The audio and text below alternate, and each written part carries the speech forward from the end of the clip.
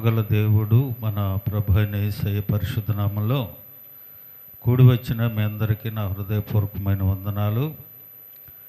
కొద్దిసేపు దేవుని మాటలు విందాం. పరిశుద్ధ గ్రంథము నుండి మత్తయి సువార్త 5వ అధ్యాయము 20వ వచనాన్ని చదువుకుందాం. మత్తయి సువార్త 5వ అధ్యాయము 20వ వచనాన్ని చదువుకుందాం. శాస్త్రుల నీతి కంటేను పరిసయ్యుల నీతి కంటేను మీ నీతి అధికము కాని ఎడల మీరు పరలోక రాజ్యములో ప్రవేశింపరని మీతో నిశ్చయముగా చెప్పుచున్నాను. హల్లెలూయా. ప్రార్థన చేసుకుందాం. కృపగల దేవ, దయగలిగిన మా ప్రభా, మీకు వందనాలు.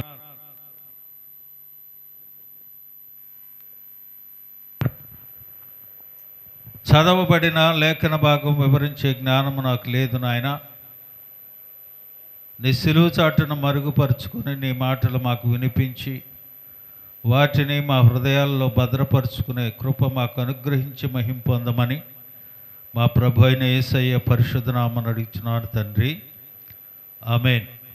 ప్రియమైన దేవుని బిడ్డలారా, చదవబడిన లేఖన భాగంలో శాస్త్రుల నీతి కంటే పరిసయ్యుల నీతి కంటేను మీ నీతి అధికము కాని ఎడల మీరు పరలోక రాజ్యములో ప్రవేశింపరని మీతో చెప్పుచున్నాను. యేసు ప్రభువారిని తెలుసుకొని మారు మనసు పొంది రక్షణ పొందిన వ్యక్తులు దేనికోసం ఎదురు చూడాలి? ఎందుకు వీరు మారు మనసు పొందాలి? ఎందుకు వీరు రక్షణ పొందాలి?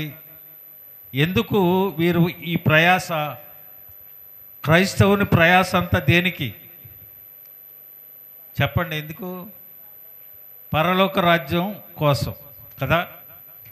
అయితే రక్షణ పొందిన వారందరూ, మారు మనసు పొందిన వారందరూ నెల నెలలో లేకపోతే వారం వారమో ఆయన రక్తంలో, ఆయన శరీరంలో బల్లారాధనలో పాల్గొనే వారందరూ తలహార స్నానం చేసి తెల్లని వస్త్రాలు ధరించుకొని ఆరాధనకు వచ్చి ప్రార్థన చేసుకునే వాళ్ళందరూ పరలోకం వెళ్తారా? ఏమండి? మరెందుకు ఈ ప్రయాస?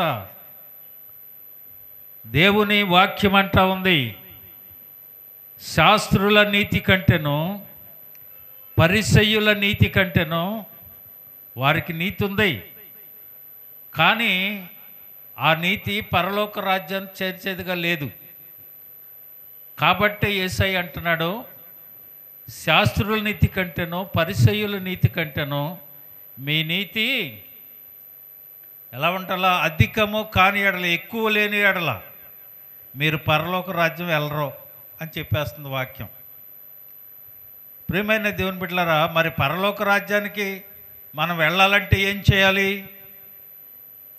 మనం ఏం చేయాలి అనే విషయాన్ని ఈరోజు కొద్ది మాటల్లో చెప్తాను. మన ప్రయాస అంతా రక్షణ పొందిన వాళ్ళందరూ చెప్పే సాక్ష్యాలు ఏంటంటే, నాకు ఈ రోగం వచ్చిందండి, దేవుణ్ణి ప్రార్థించాను, లేకపోతే దైవజన్ దగ్గరికి వెళ్ళాను, సంఘంలోకి వెళ్ళాను, సంఘం అందరూ కలిసి ప్రార్థన చేశారు, ఇది పోయింది, అందుకని నేను దేవుణ్ణి నమ్ముకున్నా. నాకు అప్పులు ఉన్నాయండి, సూసైడ్ చేసుకుని చచ్చిపోదాం అనుకున్నాను, కానీ ఎవరో దేవుని మాటలు 2 చెప్పారు, నన్ను బలపరిచారు, అందుకని నేను వచ్చి బాప్తిసం తీసుకున్నాను, రక్షణ పొందాను. సంఘంలోకి వచ్చిన తర్వాత అప్పులు పోయినాయి, నా తెప్పలు పోయినాయి అని చెప్తాడు కదా. ఎవరైనా నేను శ్రమ పడుతూ ఉన్నాను కానీ పరమరాజ్యం కోసం నేను ప్రయాసపడుతున్నానని చెప్పడం. చెప్పడు. విన్నారా? ఎవరన్నా సాక్ష్యాలు విన్నారా? ఎక్కడైనా చెప్పరు. వీడికి జరిగిన స్వస్థతను బట్టి, వీడికి వచ్చిన అప్పులు బట్టి, వీడికి జరిగిన కార్యాలను బట్టి చెబుతాడు, కానీ నేను అక్కడికి వెళ్ళాలి, అదే నా నిరీక్షణ అని ఎవడు చెప్పడు. దేవుని వాక్యం అంటుంది, ఒరే బాబు, శాస్త్రులు పరిశీలు అనేవాళ్ళు ఉన్నారు, వాళ్ళు కూడా నీతిని అనుసరించి నడుస్తూనే ఉన్నారు, కానీ వారి నీతి మాత్రం అక్కడికి వెళ్దాం. కనుక మీరు చేయవలసిన పని ఏమిటంటే, వారి నీతి కంటే మీరు అధికంగా లేకపోతే మాత్రం మీ పరలోక రాజ్యం వెళ్ళరు. ప్రియమైన దేవుని బిడ్డలారా, మన ప్రయాస అంతా పరలోక రాజ్య ప్రవేశం కోసమే. కానీ మనం ప్రార్థనకు వచ్చిన తర్వాత, మోకాళ్ళు వేసిన తర్వాత, నాకు అది లేదు, నాకు ఇది లేదు, నాకు ఈ జబ్బు ఉంది, నాకు ఆ రోగం ఉంది, ఈ అప్పు ఉంది, ఆ తెప్పులు ఉంది, ఇది లేదు, ఇదే కానీ నేను పరలోక రాజ్యానికి వెళ్తానని గుండె మీద చేసుకుని ధైర్యంగా చెప్పగలిగిన క్రైస్తవులు కావాలి. హల్లెలూయా. దేవుని వాక్యం అంటా ఉంది, చూడండి, మత్తయి సువార్త 23వ అధ్యాయం 13 నుంచి 16 వరకు చదువుకున్నట్లయితే అక్కడ చెప్తున్నాడు, శాస్త్రుల నీతి ఎలా ఉందో, పరిసయ్యుల నీతి ఎలా ఉందో చూడండి. అయ్యో వేషధారులైన శాస్త్రులారా, పరిసయ్యులారా, మీరు మనుషుల ఎదుట పరలోక రాజ్యమును మూయుదురు, మీరందులో ప్రవేశింపరు, ప్రవేశింపవారిని అందులో ప్రవేశింపనీయరు. అయ్యో వేషధారులైన శాస్త్రులారా, పరిసయ్యులారా, ఒకని మీ మతములో కలుపుకొనుటకు మీరు సముద్రమును భూమిని చుట్టివచ్చుదురు. అతడు కలిసినప్పుడు అతని మీకంటే రెండంతలుగా నరకపాత్రులుగా చేయుదురు. ఎవరంట వీరు? ప్రార్థనకు వస్తానే ఉన్నారండి, పెద్ద భక్తుల్లాగా ఉంటారు, కానీ వారు ఎవరట? వేషధారులు. వేషధారులైన శాస్త్రులారా, పరిసయ్యులారా అంటూ ఉన్నారు. వేషధారిని క్షమించడు, వేశ్యనైనా క్షమిస్తాడు కానీ దేవుడు వేషధారిని మాత్రం క్షమించడు. ప్రియమైన దేవుని బిడ్డలారా, భక్తి పరులాగా ఆరాధనకు వచ్చేటప్పుడు ఒకలాగా, ఆరాధన అయిపోయిన తర్వాత ఇంకొకలాగా ఉండటానికి వీల్లేదు. అది వేషధారి జీవితం. ఉంటే ఇటుండు, లేకపోతే అటుండు. ఇక్కడ ఎలా ఉన్నావో బయట కూడా అలాగే ఉండాలి. వీరు అలా ఉండటం లేదు. అందుకని అంటున్నాడు యేసయ్య, వేషధారులైన శాస్త్రులారా, పరిసయ్యులారా, మీరు వేషధారులు, మీరు మీ మతంలో కలుపుకోవటానికి సముద్రమును భూమిని తిప్పేస్తారు, మీరు పరలోక రాజ్యంలో ప్రవేశించరు, ప్రవేశించేవాడిని వెళ్ళనీరు. ప్రియమైన దేవుని బిడ్డలారా, చాలా జాగ్రత్తగా ఉండాలి. దేవుని వాక్యమే అంటుంది, వారు వేషధారులు, వారు అందులట. 16వ వచనంలో అంటాడు, వారు అందులు, అందులైన మార్గదర్శకులు. ఏమండి, గుడ్డోడిని నడిపించగలడా? ఏమవుతారు? ఇద్దరు కలిసి గుంటలో పడతాడు. నడిపించేవాడికి కన్నులు ఉండాలి. వెనకాల నడిచేవాడు కన్ను లేకపోయినా ముందున్నవాడు నడిపిస్తాడు. అందుకనే ఆయన అంటాడు కదా, వారు అందులైన మార్గదర్శకులు, వారికి కళ్ళు కనపడవు కానీ నిన్ను నడిపిస్తానంటాడు. వాడు ఎలాంటి వాడంటే అవివేకి, వివేకము లేనివాడు. వాడు ఎలాంటి వాడంటే సున్నము కొట్టిన సమాధి లాంటివాడు. వాడు ఏం చేస్తాడంటే, ఇవ్వవలసిన దాంట్లో భాగం ప్రభుకి ఇవ్వరు. తోటకూరలోను, పుదీనాలోను, సోపులోను వాటిలో ఇస్తారు. వారు ఎవరంటే అందులైన మార్గదర్శకులు. హల్లెలూయా. ప్రియమైన దేవుని బిడ్డలారా, ఈ రాత్రి దేవుని మాటలు వింటున్న నీవు పరలోక రాజ్య ప్రవేశానికి అర్హత కలిగి ఉన్నావో లేదో నిన్ను నీవే పరీక్షించుకోవాల్సిన రాత్రి. హల్లెలూయా. వారెవరట? పరిసయ్యులు, అందులైన మార్గదర్శకులు. వారు వేషధారులు. వారు మతంలో చేర్చుకోవటానికి ఈ భూమిని ఆకాశంను చుట్టేస్తారంటాడు. వారు వివేకము లేనివారు. అలాంటి వారి దగ్గరికి వెళ్ళటానికి వీల్లేదు. ఆయన అంటూ ఉన్నాడు, వారు నీతి పరలోక రాజ్యానికి వెళ్ళదు అని అంటూ ఉన్నారు. చూడండి, మార్కు సువార్త 3వ అధ్యాయం 6వ వచనంలో కూడా పరిసయ్యులు, హేరోదీయులు కలిసి ఆయనను ఎలాగూ సంహరించమని ఆయనకు విరోధముగా ఆలోచన చేస్తూ ఉన్నారట. ఎలాగ యేసయ్యను సంహరించాలి, ఆయన ఎలాగ పట్టుకొని సిలువేయాలి. మీరు వేషధారులు. ప్రియమైన దేవుని బిడ్డలారా, ఈ రాత్రి వాక్యం వింటున్న నీవు ఒక్కసారి నిన్ను నీవు పరీక్షించుకోమని ప్రభుపేట మనవి చేస్తూ ఉన్నాను. చూడండి, ఎవరి నీతి కంటే ఎక్కువ ఉండాలి? శాస్త్రులు పరిశీలి నీతి కంటే అధికంగా ఉంటేనే నువ్వు పరలోక రాజ్యంలో ప్రవేశించగలుగుతావు. రెండవది చూడండి, మత్తయి సువార్త 5వ అధ్యాయం 3వ వచనం. ఆత్మ విషయమై దీనిలో అయిన వారు ధన్యులు, పరలోక రాజ్యము వారిది. హల్లెలూయా. ఎవరిదంట? పరలోక రాజ్యం ఎవరిది? ఆత్మ విషయమై, ఆత్మ పొందుకున్నవాడే, ఆత్మను కలిగిన వాడే, ఆత్మానుసారంగా జీవించేవాడే. ఆత్మ లేనివాడు నావాడు కాదు అని దేవుని వాక్యం అంటా ఉంది. ఆయన అంటా ఉన్నాడు కదా, ఆత్మ విషయమై దీనిలో అయిన వారు ధన్యులు, పరలోక రాజ్యము వారిదే. ఎవరిదంట పరలోక రాజ్యం? ఆత్మ విషయమై. నువ్వు ప్రార్థనలోకి వచ్చి రాగానే నీకు కావాల్సింది ఏంటి? ఆత్మ, ఆత్మ నడిపింపు, ఆత్మ ప్రార్థన కావాలి మనకి. అలాగనే ఆత్మ కలిగిన వ్యక్తి ఎలా ఉంటాడు తెలుసా? తన్ను తాను తగ్గించుకొని ప్రార్థన చేస్తాడు. ఇద్దరు వెళ్ళారు, పరిసేయుడు సుంకరి ప్రార్థన చేయడానికి వెళ్ళారు ఇద్దరు వ్యక్తులు. ఒకడు అంటా ఉన్నాడు, ఏమంటున్నాడు పరిసేయుడు? అయ్యా, నేను వారం వారం ప్రార్థనకు వస్తున్నా, ఉపవాసాలు ఉంటున్నా, దశంభాగాలు ఇస్తున్నా, అన్నీ చేస్తా ఉన్నా, ఇదిగో నా పక్కన ఉన్నోడి కంటే నేను ఎక్కువ చేస్తున్నా అన్నాడు. ఆ పక్కనున్న సుంకర ఏమన్నాడు తెలుసా? ఆకాశం వైపు కనులెత్తడానికి కూడా సాహసం చేయలే, పాపినైన నన్ను కరుణించు బాబు అని ప్రార్థన చేశాడు. ఆయన ఏమన్నాడు? ఆడికంటే నీతిమంతుడు అన్నాడు. హల్లెలూయా. తగ్గింపు జీవితం కావాలి. తన్ను తాను తగ్గించుకున్నవాడు హెచ్చించబడతాడని దేవుని వాక్యం సెలవిస్తూ ఉంది. నువ్వు ప్రార్థనలోనికి రాగానే, ప్రార్థనకు రాగానే, ఆరాధనకు రాగానే, మందిరంలో ఉండగానే మోకరించి ప్రార్థించవలసిన విధం ఏమిటంటే ఆత్మ సహాయాన్ని కోరుకో. హల్లెలూయా. చూడండి, ఆత్మ సహాయము ఉంటే దేవుడు ఏం చేస్తాడు తెలుసు నీకు? చూడండి, రోమాపత్రిక 8వ అధ్యాయం 26వ వచనం చదవండి. అందరు తీసి చదవాలి, అది అండర్లైన్ చేసుకోవాలి. రోమాపత్రిక 8వ అధ్యాయము 26వ వచనం. అటువలే ఆత్మయు మన బలహీనతను చూసి సహాయము చేయుచున్నాడు. ఆత్మ ఏం చేస్తున్నాడట? సహాయము చేయుచున్నాడు. ఏలయనగా మనము యుక్తముగా ఎలాగూ ప్రార్థన చేయవలనో తెలియదు కనుక ఉచ్చరింప శక్యము కాని మూలుగులతో ఆ ఆత్మ తానే మన పక్షముగా విజ్ఞాపన చేస్తున్నాడు. హల్లెలూయా. ఆత్మ ఏం చేస్తా ఉన్నాడు? నీకు ఎలాగో ప్రార్థన చేయాలో తెలీదు, నీకు దేవుని ఆహ్వానించుకోవటం ఎలాగో తెలీదు, విజ్ఞాపన చేయటం ఎలాగో తెలీదు.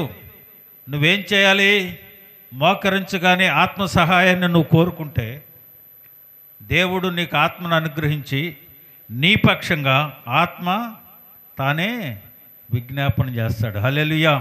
అందుకనే దేవుని వాక్యం ఏమంటుంది? ఆత్మ విషయమై దీనులైన వారు ధన్యులు వారు. చెప్పండి, ఏమంటుంది వాక్యం? పరలోక రాజ్యము వారిది. వారిదంట పరలోక రాజ్యం. ఈ రాత్రి ఎక్కడున్నా ఏం చేసినా నువ్వు మోకరించి మొట్టమొదటిగా నువ్వు కోరుకొనవలసింది ఆత్మని. హల్లెలూయా. ఆ ఆత్మే సహాయం చేసి తండ్రికి నీ పక్షంగా విజ్ఞాపన చేస్తుంది. మొదటగా శాస్త్రుల నీతి కంటే, పరిసయ్యుల నీతి కంటే నీ నీతి ఎక్కువగా ఉండాలి. అలాగనే ఆత్మ విషయమై దీనంగా ఉండి దేవుని ఆత్మను పొందుకుంటే పరలోక రాజ్యం నీది. చూడండి, తర్వాత మత్తయి సువార్త 4వదిగా మత్తయి సువార్త 7వ అధ్యాయం 21వ వచనం. ప్రభువా ప్రభువా అని నన్ను పిలుచు ప్రతివాడు పరలోక రాజ్యంలో ప్రవేశించడు గాని పరలోకమందున్న నా తండ్రి చిత్త ప్రకారం చేయువాడే ప్రవేశించును. హల్లెలూయా. చేతులెత్తి హల్లెలూయా చెప్పండి ఒకసారి. హల్లెలూయా. ఎవరు ప్రవేశిస్తారంట? గుండెలు కొట్టుకొని, రొమ్ము కొట్టుకొని, కన్నీటితో ప్రార్థన చేసేవాడు కాదంట. ప్రభువా ప్రభువా అని నన్ను పిలుచు ప్రతివాడు పరలోక రాజ్యంలో ప్రవేశించడు కానీ పరలోకమందున్న నా తండ్రి చిత్త ప్రకారమే. హల్లెలూయా. అయ్యా, నీ చిత్తాన్ని నా పక్షంగా నెరవేర్చు నాయన. నీ చిత్తానుసారంగా నేను నడిచేటట్లు నన్ను నడిపించు. నీ ఆత్మకార్యాలు నా పక్షంగా జరిగించని ప్రార్థిస్తే అప్పుడు నువ్వు పరలోకం వెళ్తావని గ్యారెంటీ ఉంటుంది. అంతేగాని ప్రార్థనలకు వచ్చి ఏడ్చుకొని రొమ్ము కొట్టుకున్నంత మాత్రంలో పరలోక రాజ్యానికి వెళ్ళావు. ఆయన చిత్త ప్రకారం, హల్లెలూయా, దేవుని చిత్త ప్రకారం చేయాలి. హల్లెలూయా. చూడండి, ఇప్పుడు ఎన్నైనాయి? 4 అయినాయి. మొదటగా ఏం చెప్పాను? శాస్త్రుల నీతి కంటే పరిసయ్యుల నీతి కంటే మన నీతి గొప్పదిగా ఉండకపోతే ప్రవేశం లేదు. అలాగనే రెండవదిగా ఏం చెప్పాను? ఆత్మ విషయమై దీనంగా ఉన్నవాడు పరలోక రాజ్యంలో వెళ్తాడు. ప్రభువా ప్రభు అని నన్ను పిలిచే ప్రతివాడు పరలోక రాజ్యంలో వెళ్ళడు, కానీ ఆయన చిత్త ప్రకారం చేసేవాడే. ఆయన చిత్త ప్రకారం నువ్వు మోకరించి అడగవలసింది నాకు అది కాదు. నేను మోకరించి ప్రార్థించేటప్పుడు ఇదిగో ఈ కార్యం తలపెడుతున్నా, ఇది నీ చిత్తమైతే, హల్లెలూయా, ఇది నీ చిత్తమైతే నెరవేర్చు, ప్రార్థించు. ప్రభువా, నా చిత్తము కాదు, నీ చిత్తము నెరవేర్చుకో. హల్లెలూయా. తర్వాత చూడండి, మత్తయి సువార్త 18వ అధ్యాయం 3వ వచనం, మీరు మార్పు నొంది బిడ్డల వంటి వారైతేనే కానీ పరలోక రాజ్యంలో ప్రవేశింపరని మీతో నిశ్చయముగా. హల్లెలూయా. చిన్న పిల్లలను చూసి చెప్తున్నాడు ఆయన. ఆయన ఏమంటున్నాడు తెలుసా? మీరు మార్పు నొందాలి. ఆ చిన్న బిడ్డల్లాగా మీరుంటేనే పరలోక రాజ్యం లేదు. చిన్న బిడ్డలు చూడండి, వారిలో కల్మషం ఉండవు, కుట్ర ఉండదు, కలహాలు ఉండవు, భేదాలు ఉండవు, ఈర్ష్య ద్వేషాలు ఉండవు. అందుకని యేసయ్య అన్నాడు, వారిలాగా ఉండండిరా మీరు. వారిలాగా ఉంటేనే మీకు పరలోకం, లేకపోతే లేదు. ఎలా ఉండాలి? ఇప్పుడు మనం చిన్న బిడ్డలను ఆటంకపరచబాకండి నా యొద్దకు రావటానికి, వారిదే పరలోక రాజ్యం అన్నాడు యేసయ్య. హల్లెలూయా. ఆ మనస్తత్వాన్ని నువ్వు కలిగి ఉండాలి, ఉంటేనే నీకు పరలోక రాజ్యం. చూడండి తర్వాత మత్తయి సువార్త 19వ అధ్యాయము 16 నుంచి 24 వరకు చదవద్దు, కానీ 23, 24 చదువుదాం. యేసు తన శిష్యులను చూసి, ధనవంతుడు పరలోక రాజ్యంలో ప్రవేశించుట దుర్లభమని మీతో నిశ్చయముగా చెప్పుచున్నాను. ఇదిగాక ధనవంతుడు పరలోక రాజ్యంలో ప్రవేశించుట కంటే ఒంటె సూది బెజ్జం, ఏమండి, ఒంటె అక్కడ సూది అక్కడ, ఏమండి, అదైనా సాధ్యపడదు, కానీ ధనవంతుడు మాత్రం పరలోకం వెళ్ళడం. మనం ఏం చెప్తాం చెప్పండి? మనం ఏం చేస్తాం? ఎక్కిన కాడి నుంచి మనకు అంత డబ్బు కావాలి, ధనం కావాలి, మేడలు కావాలి, మిద్దెలు కావాలి, సంపాదన కావాలి. ఇదే మనం మోకరించి ప్రార్థించేది. కానీ దేవుని వాక్యం అంటా ఉంది కదా, ధనవంతుడు దేవుని రాజ్యంలో ప్రవేశించడు. ప్రియమైన దేవుని బిడ్డలారా, ఈ రాత్రి దేవుని మాటలు వింటున్న నీవు ప్రార్థించేటప్పుడు చాలా జాగ్రత్తగా దేవుని సన్నిధిలో మనం ప్రార్థించాలి. ధనం కోసం కదా మన ప్రయాస. ఇక్కడ ధనం సంపాదించుకుంటే చెమటలు కొట్టించి అవన్నీ చెదల పట్టేసి ఉంటాయి. కానీ పరలోకమందు ప్రభు మన కోసం దాచి ఉంచిన ధనము కోసం మనం ప్రయాసపడాలి. హల్లెలూయా. చివరగా చూడండి, మత్తయి సువార్త 25వ అధ్యాయము 1వ వచనం,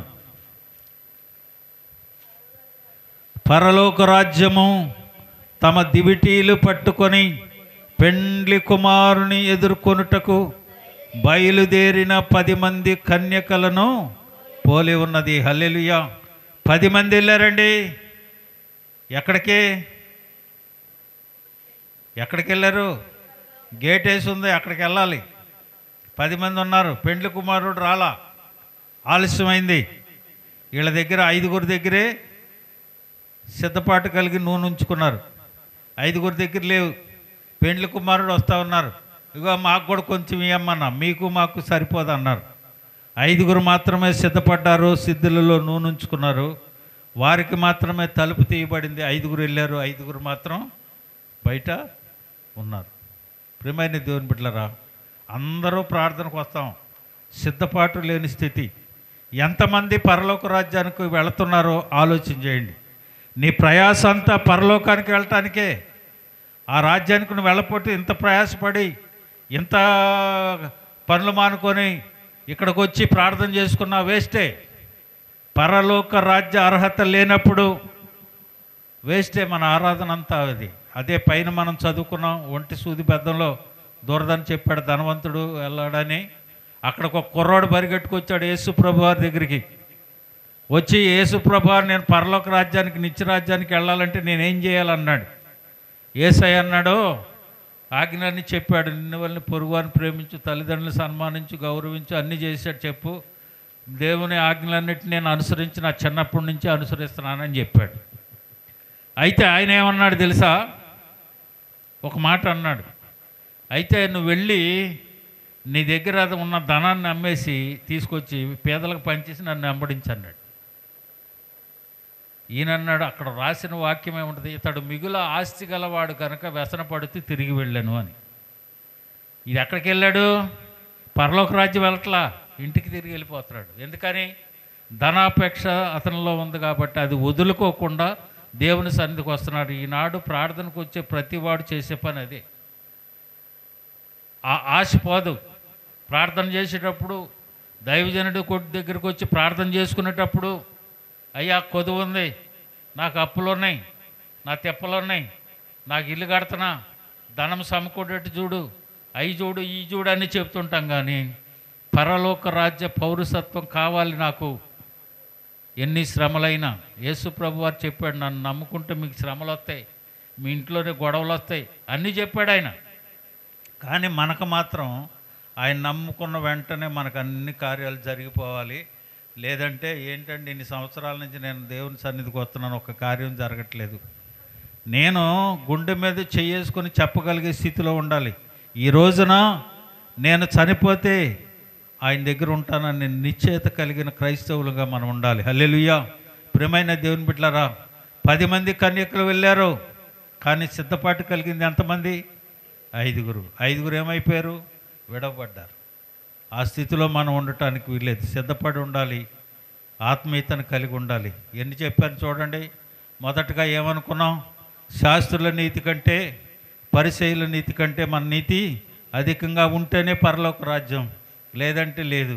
రెండోది, ఆత్మ విషయమై దీనులైన వారు ధన్యులు, వారిలోక రాజ్యం వారిది. ఆత్మ విషయం దీనంగా ఉండాలి. ప్రభు అప్రభు అని నన్ను పిలిచి ప్రతివాడు పరలోక రాజ్యంలో ప్రవేశించడు, కానీ నా తండ్రి చిత్త ప్రకారం చేయవాడే పరలోకం. ఆయన చిత్త ప్రకారం చేసేవాళ్ళంగా ఉండాలి. తర్వాత మార్పు నంది చంటి బిడ్డల వంటి వారైతేనే పరలోక రాజ్యం. అయితే ఆయన ధనవంతుడి గురించి చెప్పాడు. ధనవంతుడు పరలోక రాజ్యంలో ప్రవేశించడు, కానీ ఎవరు వెళ్తారు? ఆయన చిత్త ప్రకారం జరిగించేవాడే వెళతాడు. తర్వాత సిద్ధపాటు కలిగిన కన్యకులు ఏ రీతిగా ప్రవేశించారో అలాగనే ప్రభు ఆత్మ కలిగి సిద్ధపాటును కలిగి ఉన్నవారే వెళతారు. ఈ రాత్రి మనలను మనం పరీక్షించుకుందాం. పరలోక రాజ్య అర్హత మనకు ఉందో లేదో చూసుకుందాం. ప్రభు సన్నిధిలో ప్రార్థించుకుందాం. అందరు తల్ల వంచండి.